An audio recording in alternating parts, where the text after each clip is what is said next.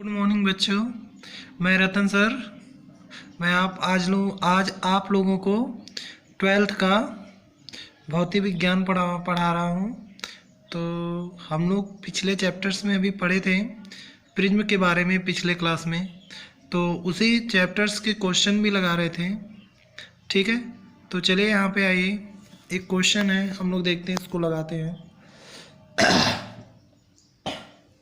Question है कि किसी प्रिज्म के लिए अल्पतम विचलन कोण 30 डिग्री है, तो प्रिज्म के प्रथम अपवर्तक पृष्ठ पर अपवर्तक कोण 30 डिग्री है, तो प्रिज्म के पदार्थ का अपवर्तनांक ज्ञात करना है।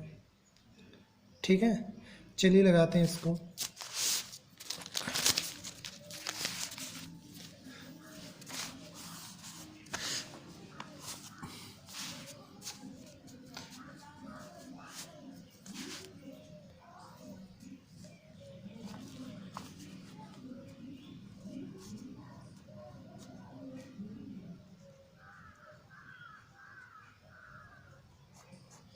देखें यहाँ पे जैसा कि दिया हुआ है कि विचलन कोण, यानी विचलन कोण को डेल एम से दिखाते हैं। ये 30 डिग्री दिया हुआ है और अपवर्तक कोण 30 डिग्री है। तो इसके साथ पहले हम लोग को अपवर्तनांक ज्ञात करना है। पहले तो हम लोग क्या करते हैं कि हमारे पास फार्मूला क्या है निकालने का।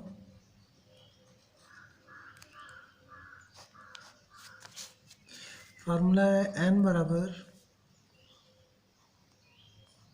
Sign A plus del M by 2 sine A by 2।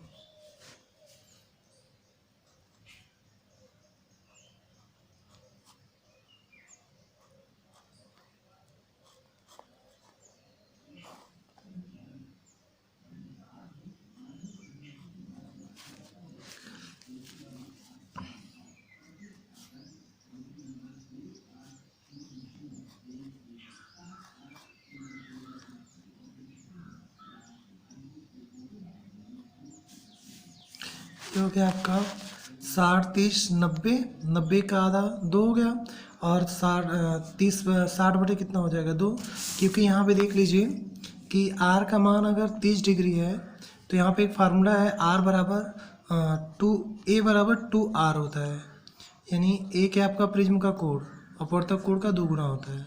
तो a का मान कितना आ गया 60 डिग्री। तो फार्मूले में हम लोग a की जगह 60 डिग्री रख दिए हुए हैं। अब ध्यान से देखिए कि यहाँ पे n बराबर कितना आएगा, ये आएगा साइन 45 बटे साइन 30, और साइन 45 की वैल्यू होती है 1/√2, और इसका 2/1 हो जाएगा। साइन 30 का 1/2 होता है, तो 2 अंडर रूट में से 1 अंडर रूट कट जाएगा तो 1 अंडर रूट बचेगा, यानी n का मान कितना आ जाएगा n√2 आएगा। ठीक है, चलिए नेक्स्ट क्वेश्चन की बात करें।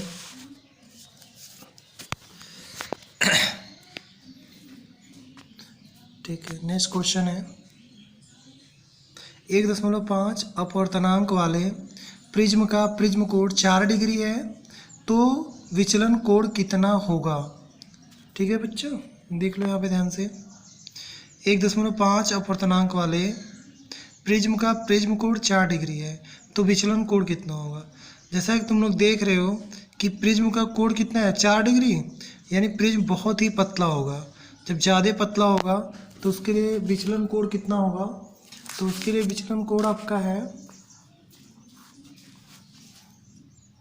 फार्मूला लिखते हैं पहले, ये होता है डेल एम बराबर n-1 इंटू ए, यही होता है। ठीक है, अब ध्यान से देखो,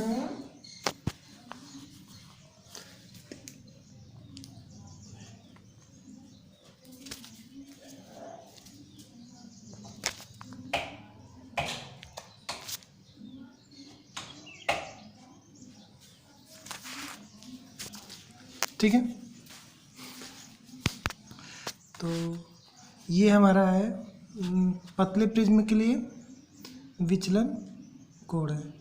ठीक है, तो यहाँ पे देख लीजिए n का मान दिया है 1.5, a का मान दिया है 4 डिग्री, और हमसे क्या पूछ रहा है, विचलन कोण यानी डेल m का मान पूछ रहा है। डेल m का मान चलिए निकालते हैं। तो देखो यहाँ पे डेल m बराबर हो जाएगा, n का मान रख देते हैं 1.5 -1 गुणे 4। अब आप लोग जब 1.5 में से 1 घटाओगे तो 0.5 बचेगा, और गुणे कितना 4, और जब हम लोग गुणा करेंगे तो 5 चौके 20 या 2.0, यानी डेल m का मान कितना आएगा 2 डिग्री आएगा। ठीक है, तो ये था इस चैप्टर्स के कुछ इंपॉर्टेंट क्वेश्चन थे। अब हम लोग कुछ के बारे में पढ़ते हैं और आगे।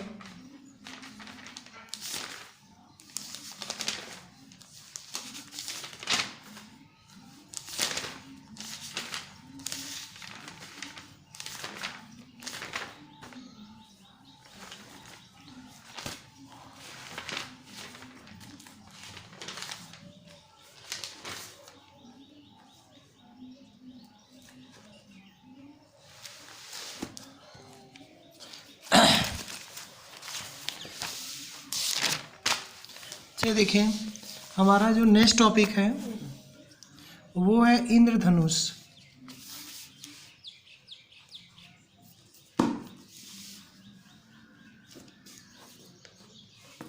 ठीक है, जो नेक्स्ट टॉपिक है वो कौन सा है हमारा, ये है इंद्रधनुष, जिसे हम लोग इंग्लिश में कहते हैं रेनबो। ठीक है, तो चलो इंद्रधनुष की बात करते हैं हम लोग कि ये इंद्रधनुष बनता कैसे है।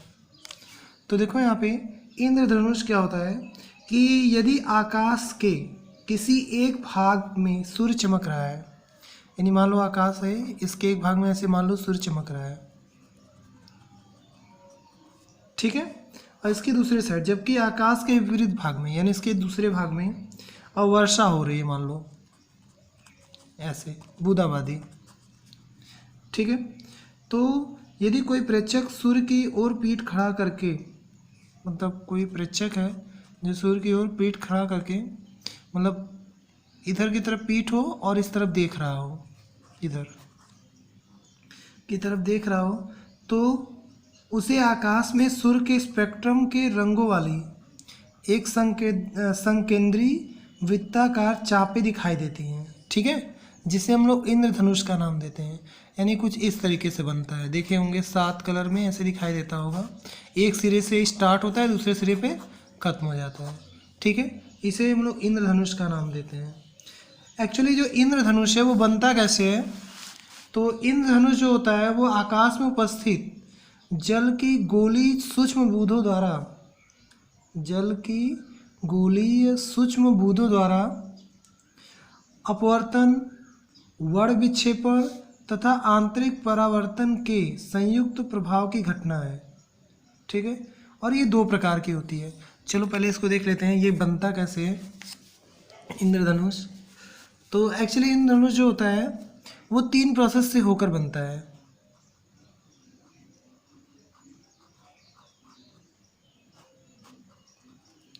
देखिए इसमें कितनी घटनाएं होती हैं। पहले क्या होता है कि गोली बूंदों द्वारा क्या होता है, इसमें अपवर्तन होता है, यानी पहला प्रोसेस अपवर्तन। ठीक है, और फिर इसमें होता है वर्ण विक्षेपण,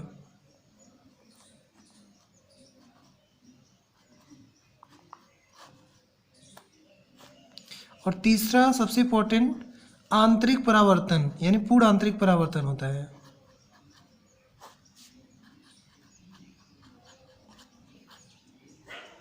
मतलब इतनी प्रोसेस से होकर जब हमारा प्रकाश तरंगे गुजरती हैं तो उनके कारण इंद्रधनुष का फॉर्मेशन होता है। ठीक है, जब इतनी प्रोसेस से होकर हमारा प्रकाशीय किरणें, जो सूर्य से निकलने वाली किरणें होती हैं, जब गुजरती हैं तो इंद्रधनुष का फॉर्मेशन होता है। ठीक है, तो अगर इंद्रधनुष की प्रक्रिया बतानी हो तो आप कहेंगे, फिगर से भी दिखा सकते हैं। चलिए हम लोग फिगर से भी दिखा सकते हैं, जैसे कि जैसे मान लो ये आपका सन है,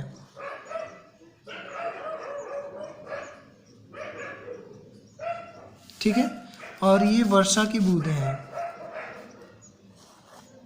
चलो तो बताओ सन से निकलने वाली जो रे होगी वो क्या होगी, सीधी यहाँ पे आएगी और यहाँ पे आएगी, तो इसमें क्या होगी, अपवर्तन होगा इसका, यानी इसके अंदर घुस जाएगी और ऐसे घुसेगी तो अपवर्तन कारण यहाँ पे क्या हो जाएगा, ये टकराएगा तो यहाँ पे वर्ण विक्षेपण हो जाएगा। वर्ण विक्षेपण होने के बाद इसमें आंतरिक परावर्तन होता है और आंतरिक परावर्तन होने के कारण फिर ये किरण बाहर आ जाती है,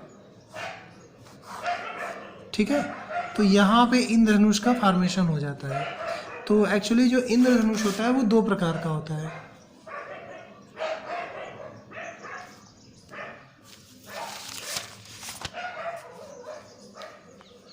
यहाँ लिख देते हैं रेनबो। इंद्रधनुष कितने प्रकार का होता है, दो प्रकार का होता है।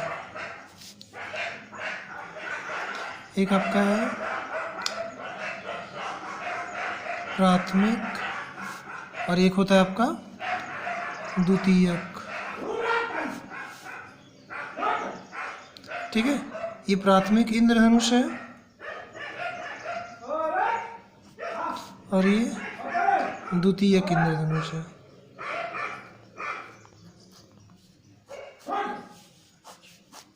ठीक है। तो चलो यहाँ पे जान लेते हैं कि प्राथमिक इंद्रधनुष और द्वितीयक इंद्रधनुष में क्या अंतर है। तो देख सकते हैं जैसा फिगर में ये प्राथमिक इंद्रधनुष है, ठीक है। तो प्राथमिक इंद्रधनुष में क्या होता है कि जब सूर्य की किरणें यहाँ पे पड़ती हैं तो मैंने बताया कि सूर्य की किरणें क्या होती हैं, एक बार अपवर्तन और फिर आंतरिक परावर्तन होता है और फिर वर्ण विक्षेपण हो जाता है। तो इसमें क्या होता है कि जो सबसे नीचे वाला कलर होता है वो लाल होता है और सबसे ऊपर वाला कलर क्या होता है आपका, बैगनी होता है। यानी जो प्राथमिक इंद्रधनुष बनता है वो काफ़ी चमकीला होता है, ठीक है। जो प्राथमिक इंद्रधनुष बनता है वो कैसा होता है आपका, काफ़ी चमकीला दिखाई देता है, ठीक है ना। यानी आप कह सकते हैं जिसका आंतरिक चाप क्या होता है, बैगनी, और बाह्य चाप क्या होता है, लाल रंग का होता है। यानी अंदर बैगनी होता है और बाहर क्या होता है, लाल होता है प्राथमिक में, ठीक है।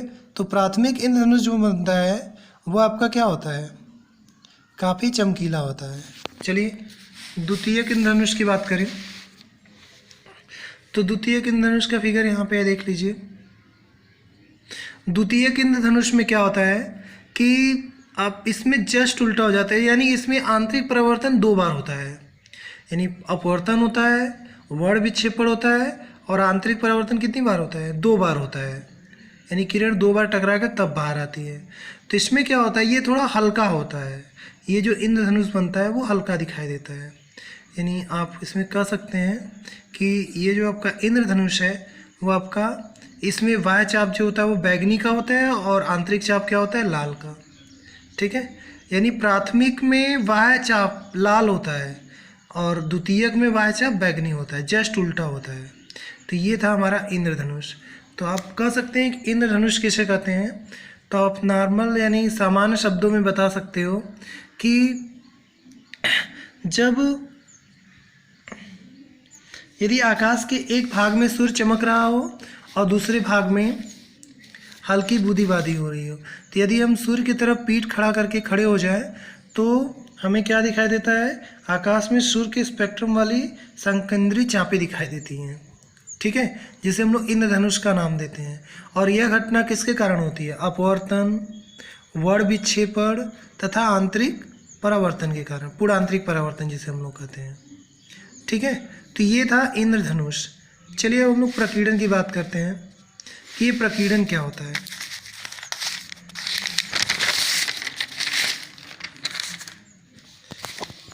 चलो देखो यहाँ पे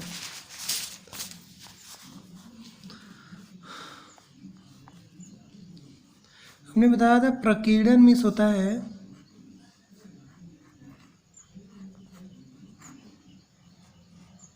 प्रकीर्णन, इसको इंग्लिश में कहते हैं स्कैटरिंग,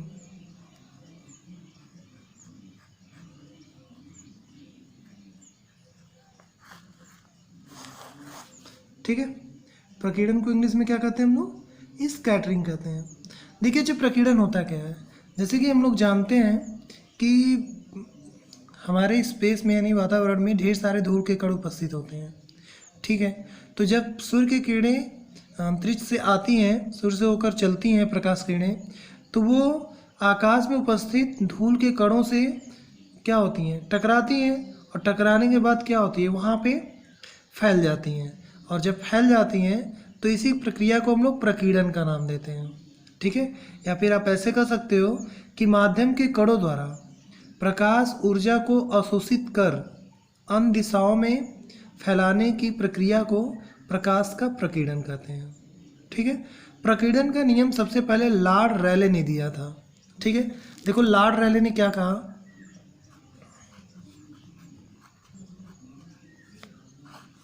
देखिए ये लॉर्ड रैले का नियम है।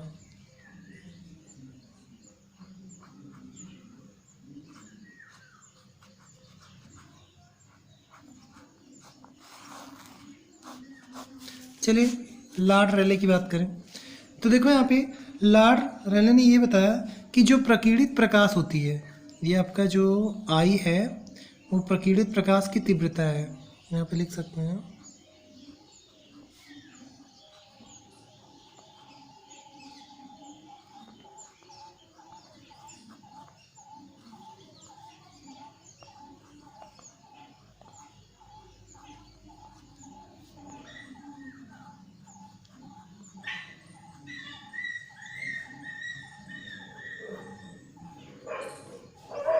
ठीक है। और लैम्डा क्या है, प्रकाश का तरंग दैर्ध्य है,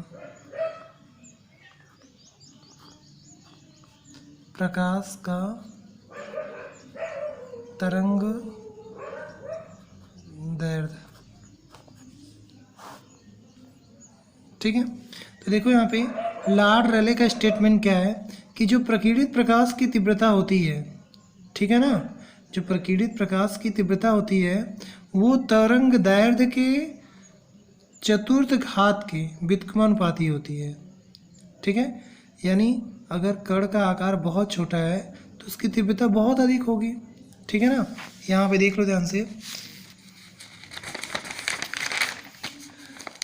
ये था प्रकीर्णन की घटनाएं। तो अब हम लोग प्रकीर्णन पे कुछ एग्जाम्पल, प्रकीर्णन समझ में आया कि जब प्रकाशित किरणें आकाश से होकर गुजरती हैं तो धूल के कणों से टकराकर आकाश में फैल जाती हैं, तो इसी घटना को हम लोग क्या कहते हैं, प्रकाश का प्रकीर्णन कहते हैं। और हमने कहा था कि बैंगनी का प्रकीर्णन सबसे अधिक होता है और लाल रंग का प्रकीर्णन सबसे कम होता है, यानी रेड जो होता है वो कम फैलता है और बैंगनी यानी वायलेट सबसे अधिक।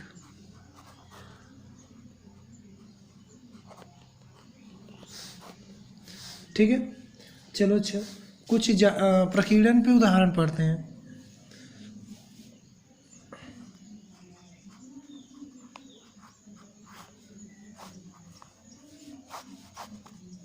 ठीक है, पहला उदाहरण ये है कि आकाश का नीला दिखाई देना।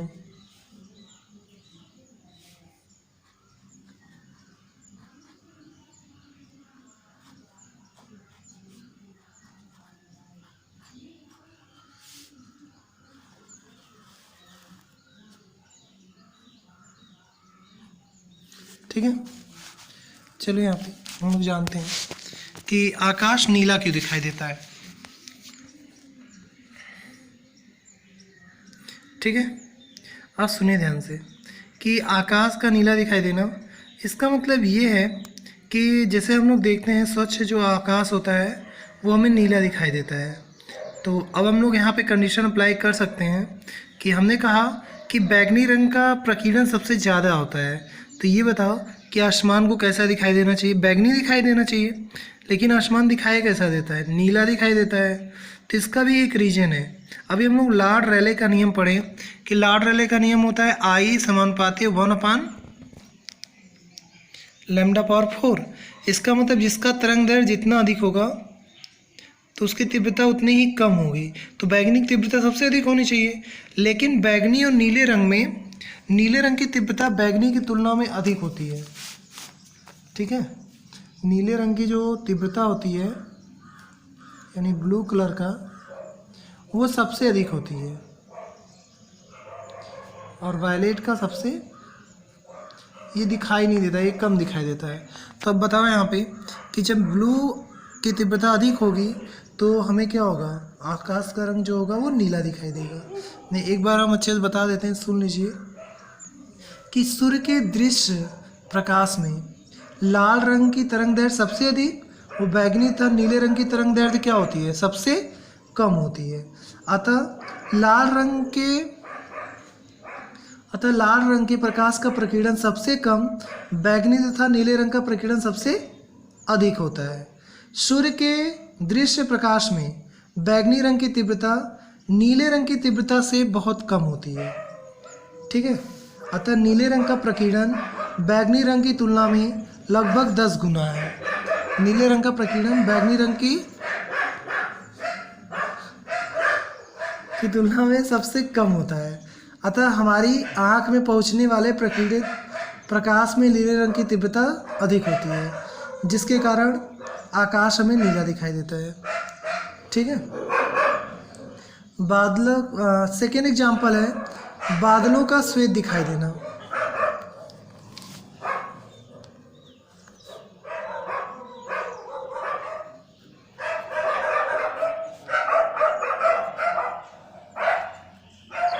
श्वेत दिखाई देना,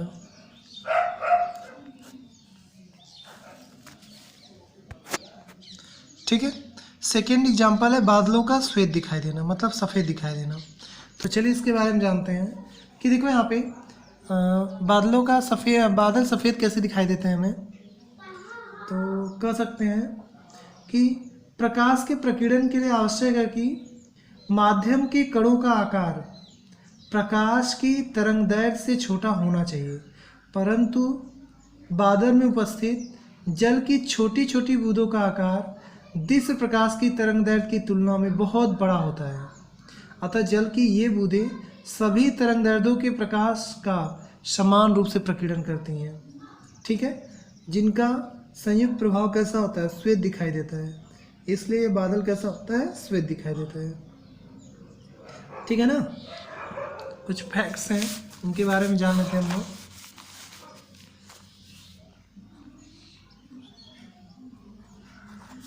नोट फर्स्ट, इधर देखिए, पहला नोट ये है कि यदि पृथ्वी पर वायुमंडल न होता तब प्रकाश का क्या प्रकीर्णन हो पाना संभव था? नहीं। अगर पृथ्वी पर वायुमंडल नहीं होता तो प्रकाश का अगर प्रकीर्णन न होता तो हमें आकाश काला दिखाई देता, ठीक है। अंतरिक्ष यात्रियों को आकाश काले रंग का दिखाई देता है क्योंकि वहाँ पे कोई वायुमंडल नहीं होता है। अतः प्रकाश का प्रकीर्णन न होने के कारण यात्रियों तक प्रकाश नहीं पहुँच पाता है, ठीक है। इसलिए प्रकाश आपका अंतरिक्ष से अगर हम लोग आकाश को देखते हैं तो काला दिखाई देता है, ठीक है।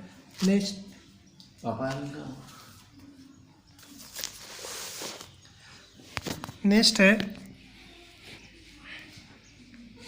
देखिए, सूर्योदय एवं सूर्यास्त के समय आकाश का लाल दिखाई देना, ठीक है। सूर्योदय तथा सूर्यास्त के समय आकाश का लाल दिखाई देना। चलिए यहाँ पे नेक्स्ट उदाहरण,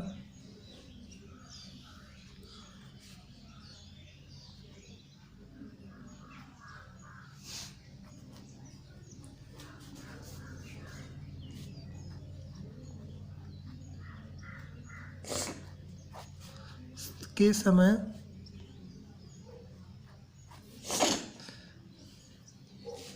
सूर्य का लाल दिखाई देना,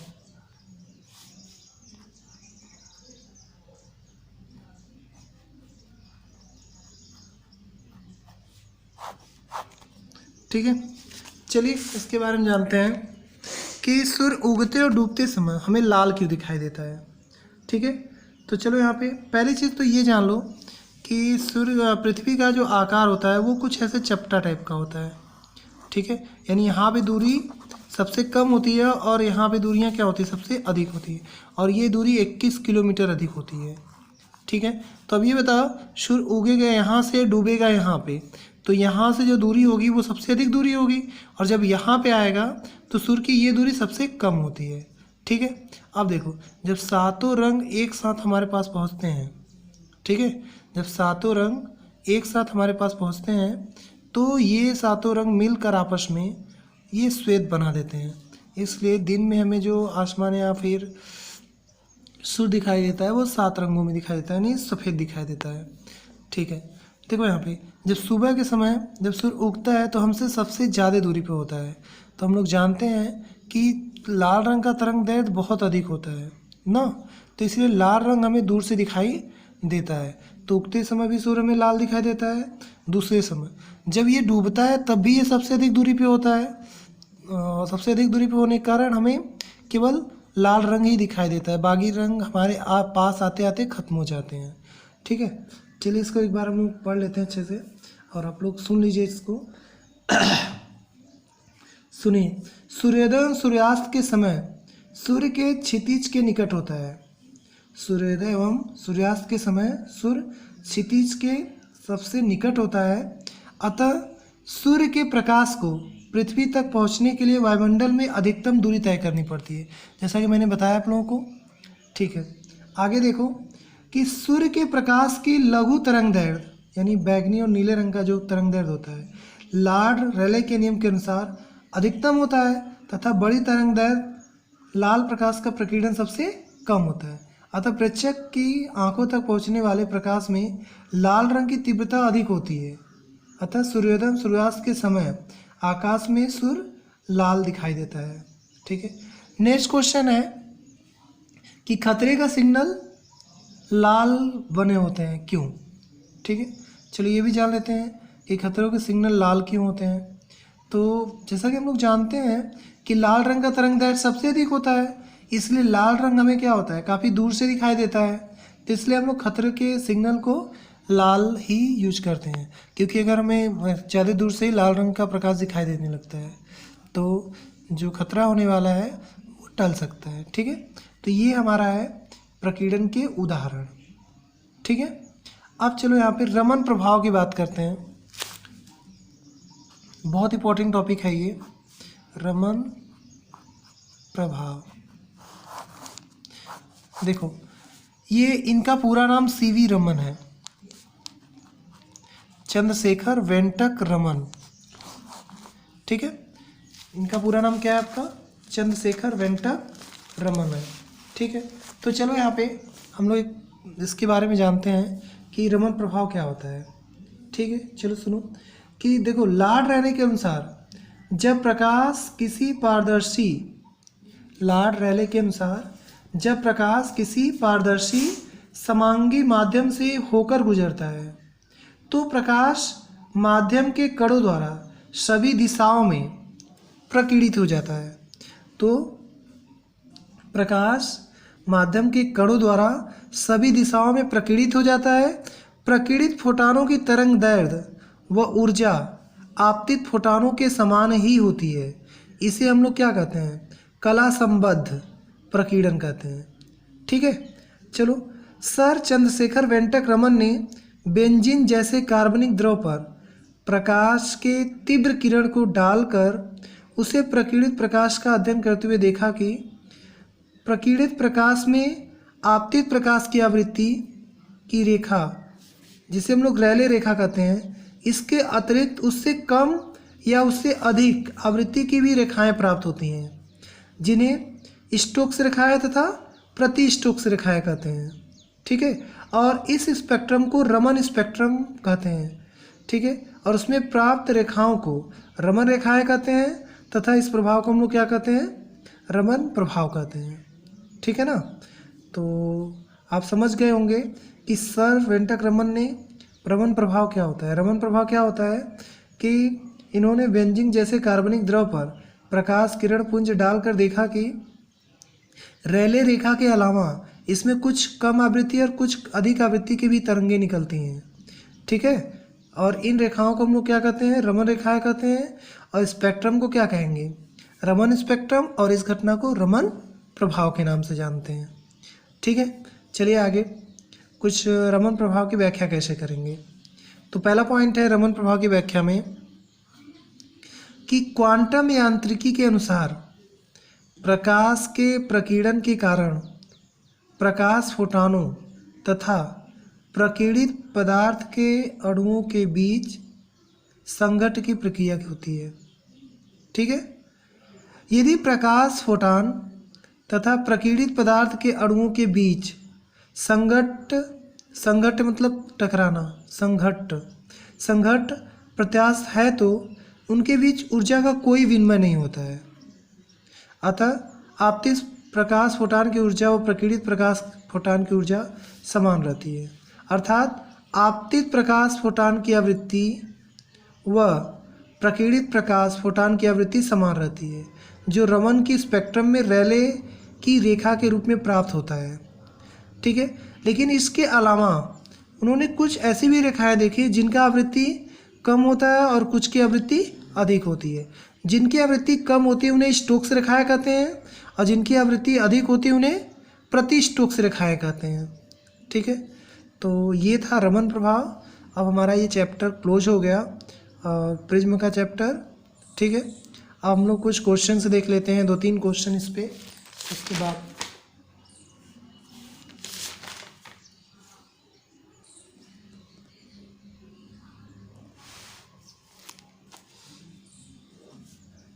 चलिए क्वेश्चन देखिए।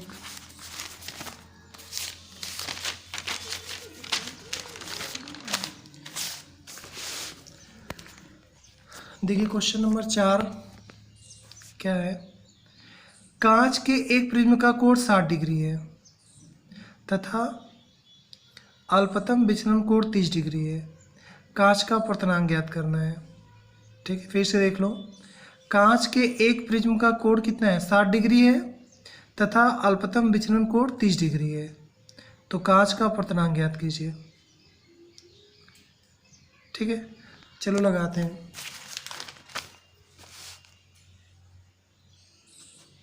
देखें यहाँ पे कि विचलन कोण कितना दिया हुआ है। सॉल्यूशन विचलन कोण डेल एम बराबर 30 डिग्री और आपका ये क्या है 60 डिग्री। तो आपसे पूछ रहा है इसका अपवर्तनांक ज्ञात कीजिए। ठीक है, आप सुनिए यहाँ पे फार्मूला क्या है।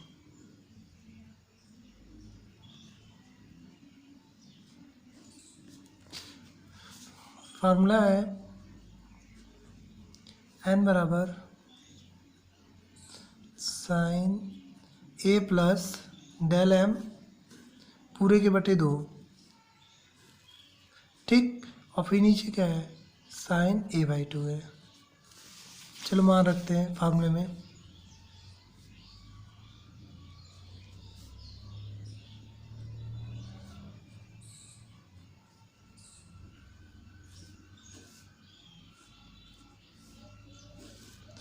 देखिए a का मान 60 है और डेल एम का 30 है, तो 60 + 30/2 और नीचे कितना हो जाएगा 60/2। और इसको सॉल्व करिए तो ये हो जाएगा 90 का आधा कितना होता है 45 और ये कितना हो जाएगा, ये हो जाएगा साइन 30। अब ध्यान से देखिए यहाँ पे साइन 45 की वैल्यू होती है 1/√2 और साइन 30 का होता है 1/2, तो ये उलट जाएगा 2/1 हो जाएगा। अब हम इसे ऐसे भी लिख सकते हैं 1/√2 और इसको लिख सकते हैं √2 गुणे √2। तो एक √2 से क्या हो जाएगा, दूसरा √2 कैंसिल हो जाएगा, तो ये आपका बचेगा √2 और √2 का मान क्या होता है 414 होता है, इतना डिग्री, यानी सॉरी ये n का मान होता है, क्योंकि n का कोई मात्रक या n का कोई मात्रक नहीं होता है। ठीक है, तो देख लीजिए इसमें लगभग सारे क्वेश्चन हम लोगों ने पढ़ लिए हैं। एक और क्वेश्चन लगाते हैं, 5वां क्वेश्चन देख लीजिए। किसी पतले प्रिज्म से उत्पन्न न्यूनतम विचलन कोण कितना है 10 डिग्री। यदि प्रिज्म का अपवर्तक कोण ज्ञात कीजिए। प्रिज्म का कोण ज्ञात कीजिए। यदि प्रिज्म के पदार्थ का अपवर्तनांक कितना है, 1.5 है। ठीक है, सॉल्यूशन पे आते हैं।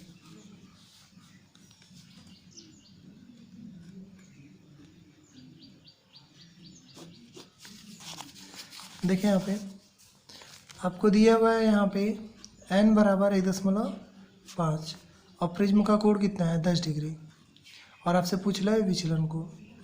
तो ध्यान से देखो यहाँ पे कि प्रिज्म जो है बहुत ही पतला है, यदि 10 डिग्री का है तो ये काफ़ी पतला होगा।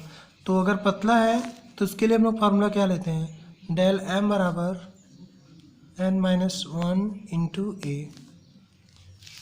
ठीक है, और n का मान है 1.5 -1 इंटू ए का मान है 10 डिग्री। तो घटाते हैं इसमें से, ये हो जाएगा 0.5 पूरे 10, यानी कितना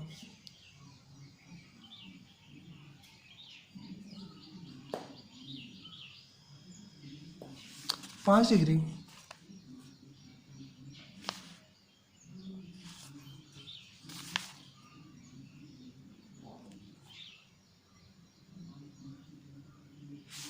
ठीक है, यहाँ पे हमें विचलन कोण दिया हुआ है, सॉरी ये निकालना है आपको। अब विचलन कोण दिया है 10 डिग्री, चलो ये निकालते हैं तो कितना होगा। तो हो जाएगा डेल m बराबर m-1 इंटू ए। तो n दिया है 1.5 -1 इंटू ए, और ये आपका है विचलन कोण 10 डिग्री। चलो यहाँ पे तो 10 = 0.5 इंटू ए, तो ए इक्वल टू कितना हो जाएगा 10/0.5। क्या करें, ऊपर नीचे 10 से गुणा कर दें तो हो जाएगा 100/5। काटो, कितना आएगा 20, यानी प्रिज्म का जो कोण होगा वो 20 डिग्री का होगा। ठीक है, देख लो यहाँ पे आंसर। ठीक, तो एक्चुअली हम लोग इसमें का सारा क्वेश्चन लगभग लगा चुके हैं। ठीक है, और बाकी हम लोग इसमें बाद में देखते हैं, लेकिन एक बार रिपीट कर लेते हैं इस चैप्टर में हम लोग क्या कौन कौन सा टॉपिक पढ़े हैं। तो इस चैप्टर में हम लोग पढ़े हैं प्रिज्म के बारे में कि प्रिज्म क्या होता है। तो हमने बताया कि प्रिज्म दो समतल पृष्ठों से घिरी एक आकृति होती है जो एक कोण पे झुकी होती है। ठीक है, और उस कोण को हम लोग कहते हैं प्रिज्म कोण। और जो दो समतल पृष्ठें झुकी होती हैं वो आपकी अपवर्तक पृष्ठें कहलाती हैं। ठीक है, नेक्स्ट है हमारा कि जो नीचे वाला आधार होता है उसे अपवर्तक आधार कहते हैं, और जो प्रिज्म का कोण होता है उसे अपवर्तक कोण के नाम से भी जानते हैं। ठीक है, तो अब प्रिज्म द्वारा प्रकाश का अपवर्तन कैसे होता है। जब हम लोग क्या करते हैं, प्रिज्म पर प्रकाश को डालते हैं तो प्रकाश क्या होता है 7 रंगों में विभाजित हो जाता है, और 7 रंगों में विभाजित होने की प्रक्रिया को हम लोग वर्ण विक्षेपण का नाम देते हैं। 7 रंगों में प्रकाश के विभाजित हो जाने की प्रक्रिया को हम लोग क्या करते हैं, वर्ण विक्षेपण का नाम देते हैं। ठीक है, और जिस पर्दे पर ये 7 रंग प्राप्त होते हैं, जिस पर्दे पर ये 7 रंग प्राप्त होते हैं उसे हम लोग क्या कहते हैं, स्पेक्ट्रम कहते हैं। ठीक है, यानी 7 रंगों के समूह को, पर्दे पर प्राप्त 7 रंगों के समूह को स्पेक्ट्रम का नाम देते हैं। ठीक है, अब देखें यहाँ पे लाल रंग का प्रकीर्णन जो होता है वो सबसे कम होता है, यानी लाल रंग का तरंग दैर्घ्य सबसे अधिक होता होगा। ठीक है, बैंगनी रंग का प्रकीर्णन सबसे अधिक होता है लेकिन उसका तरंग दैर्घ्य सबसे कम होता है। ठीक है, तो ये सब टॉपिक हम लोग उसमें पढ़े। उसके बाद हम लोग पढ़ें प्रकीर्णन क्या होता है। ठीक है, पूर्णांतरिक परावर्तन ये क्या होता है, इंद्रधनुष के बारे में हम लोग पढ़ें। तो प्रकीर्णन जैसा मैंने बताया कि जब प्रकाश की किरणें वायुमंडल से होकर गुजरती हैं तो धूल के कणों से टकरा कर फैल जाती हैं, और यही प्रक्रिया जो होती है फैलने की प्रक्रिया प्रकाश के, वो आपका प्रकीर्णन कहलाती है। ठीक है, तो ये था प्रकीर्णन, और उसके एग्जाम्पल्स हम लोग पढ़े।